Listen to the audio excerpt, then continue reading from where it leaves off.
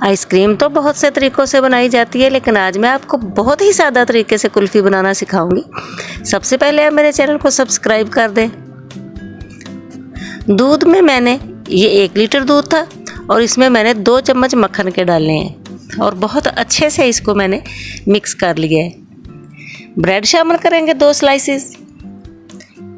1 kilo दूध में 2 चम्मच मक्खन और 2 ब्रेड स्लाइसेस और 1 डब्बा मैंने दूध का, बाज़ारी दूध का, आप अपनी पसंद की किसी भी कंपनी का दूध का डब्बा जो है ना वो शामिल कर सकते हैं। 1 पाव वाला छोटा।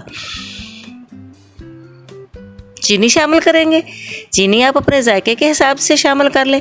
वैसे इसमें 3 से 4 चम्मच चीनी जो है वो काफ़ी रहती है।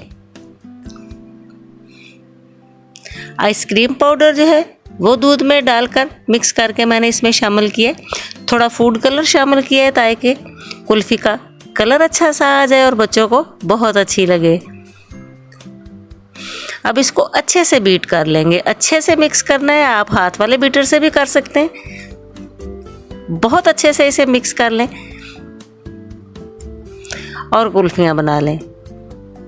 आइसक्रीम आप अपनी पसंद के मॉल में, अपनी पसंद के बर्तन में जैसे आप चाहें बना सकते हैं।